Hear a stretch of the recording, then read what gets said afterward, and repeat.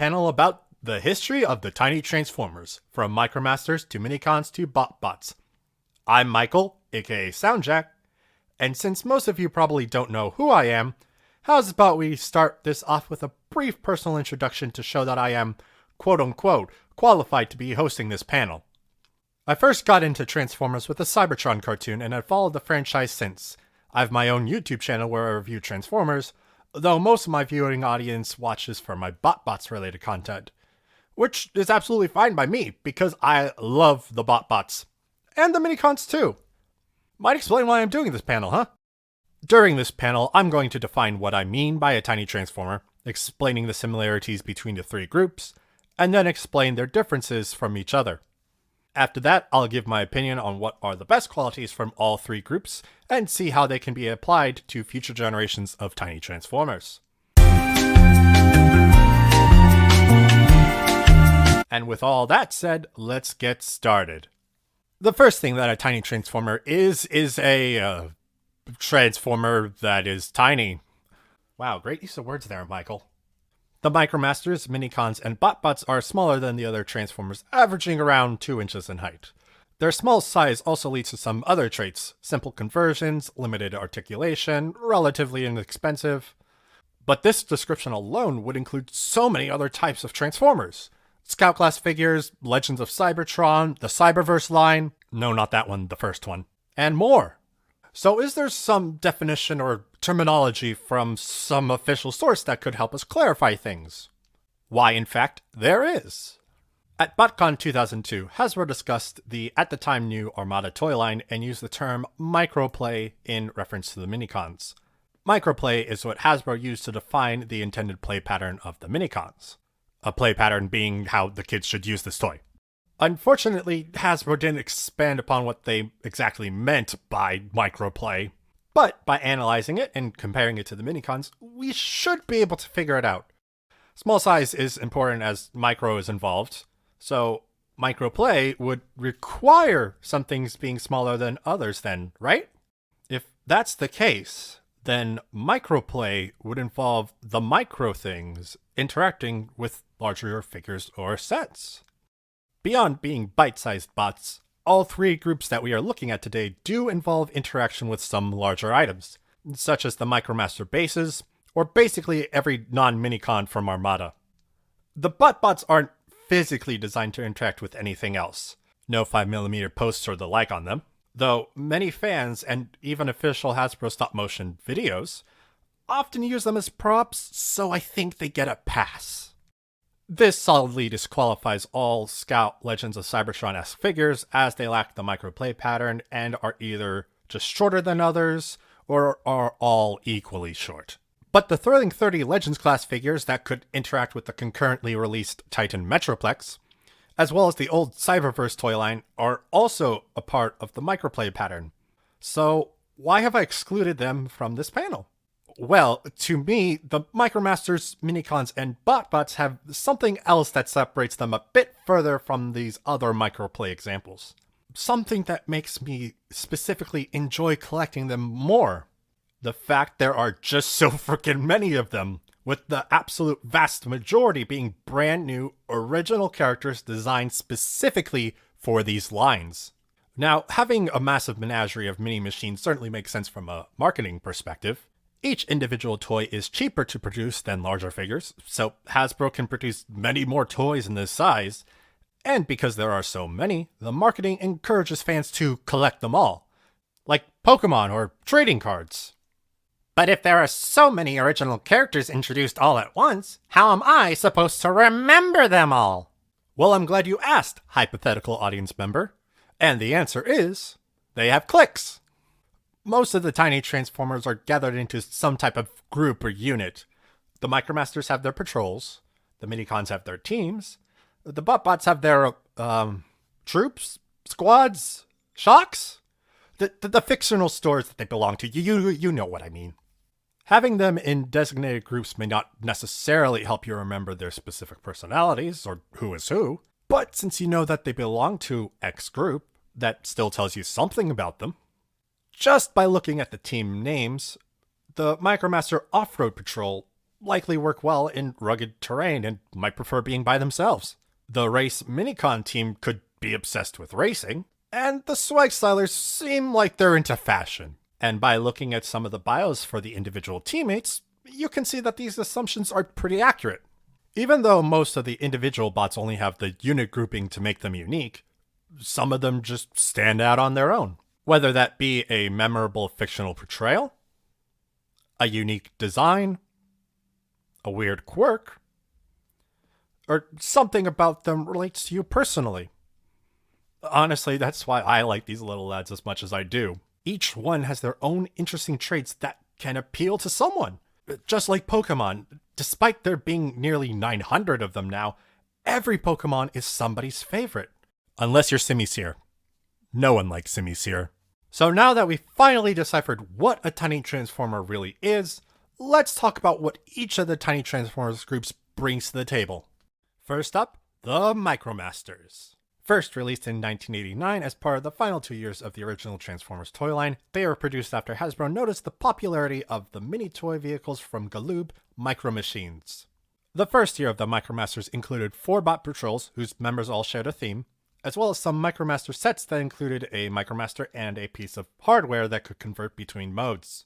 No direct interactivity was made with any other Transformers at the time, but the bases were made as a Playhouse-like stage where the Micromasters could have imaginary fierce battles! In 1990, the Micromaster idea was expanded upon with the introduction of a new type of Micromaster, the Micromaster Combiners, where each Micromaster would form half a vehicle and 2 of them could combine to make a full vehicle. Each one had their own dedicated partner, but they could also be matched together with anyone to make some interesting vehicles. This new Micromaster breed was available in 6-pack combiner squads, and with new combiner transports and bases. There was also a new round of regular Micromasters released too. While the Micromasters took up about half the Transformers product in those years, they received little fictional portrayal at the time. The cartoon had stopped in 1987, and the few that received fiction only appeared in the comics that were nearing the end, with an already bloated cast. Otherwise, you were limited to the bios on the packaging, which for the units consisted of a bio for the whole team, as well as quotes for each individual teammate. Though it wasn't until Dreamwave put out their More Than Meets the Eye guidebooks in 2002 until they all got fleshed out personalities. And then that was that for the Micromasters, until they were brought back recently in the War for Cybertron trilogy toy line. Now, while the Micromasters came about to compete with another toy brand, the Minicons originated as part of the base concept around the 2002 Armada toy line. It seems Hasbro intended for the Minicons to be a successor to the Micromasters, which I believe were a very strong improvement over their predecessors. Unlike the Micromasters, the Minicons were built to interact with all of the figures they were sold alongside. This was achieved through the Powerlinks port, which every Minicon had and could connect to special posts on all the Armada figures, activating a gimmick feature, or just being a place where the Minicons could be attached. The Minicons also had their teams, though only 3 per team as opposed to the Micromasters' 4-member patrols. The Minicons were a bit more engaging, in my opinion, because on top of having a unified theme, each team also had their own gimmick, such as combining, having pressure-launched missiles, turning into weapons, and more. Beyond the teams, a Minicon was included with every other Armada figure released. Some of the Minicon's partners were built to uniquely interact with them in a way no other Minicons could. Some had special Powerlinks gimmick activations that only worked with the Minicon they came with, while others could more typically combine to enhance the larger bot's alt mode. Of special note, Tidal Wave's partner Ramjet was a jet scaled to interact with his aircraft carrier mode, and was even able to store under the deck. Bases weren't really a thing in Armada like they were with the Micromasters, though there were a handful of functionally based modes, such as with Armada Optimus Prime's trailer and Tidal Wave's troop transport that can be used by Minicons as an actual troop transport.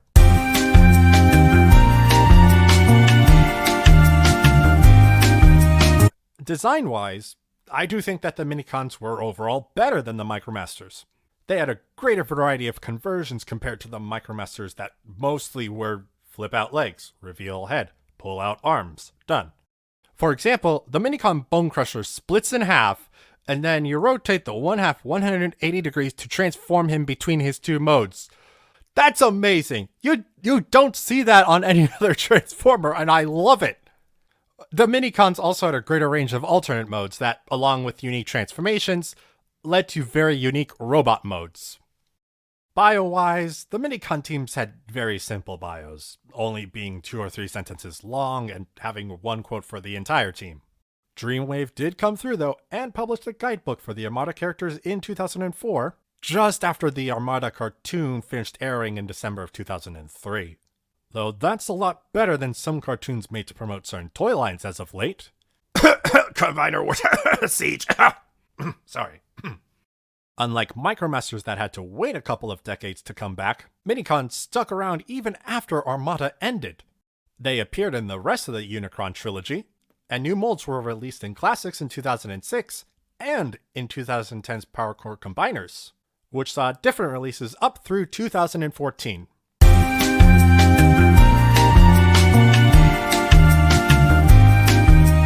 And that was the Minicons. Now, on to the BotBots! Like the Micromasters, the BotBots seem to be Hasbro's response to a trend. In this case, Shopkins. The main methods the BotBots have been released are in single packs, 5 packs, and 8 packs. 60 or more BotBots have been released per wave so far, and are mixed between the different types of packs available. There are normally, per wave, 24 single packs, 8 different 5 packs, and 8 different 8 packs. If you add that up, you get a number larger than 60-some. So multiples of some characters are used to fill out these packs, though not everyone. Some BotBots are exclusive to a certain pack class, or can even only be found in one pack alone. Since getting every single different release of a wave would be more than necessary to complete the set, several fans have put effort into determining the most cost-effective way to get every single one of them. Their designs are very far removed from either the Micromasters or the Minicons, being cutesy, super deformed, everyday items that convert into cutesy, super deformed robots. Heck, it stands out compared to basically all Transformers, so this design choice certainly makes them more memorable and distinct at first glance. But then you look closer and notice that these figures, that average for about $2.50 each, and made out of soft plastic, have some real nice paint and molding on them. The faces especially are often quite emotive and really helps one get the sense of their character. Speaking of character, the bios the BotBots come with only have their name and their function on the instructions. However, the instructions also have the web address for the official website, which, if you follow, you can find full bios for nearly every single one of them. Just look at some of these punfully amazing bios! Also, when you look at these bios, so many of these BotBots are female, which you wouldn't know just by looking at their very designs. Wow. The BotBots are much more progressive than the mainline Transformers, aren't they? Huh. I've mentioned the standard means of release of the BotBots, but there have been some unique ones I'd like to discuss quickly.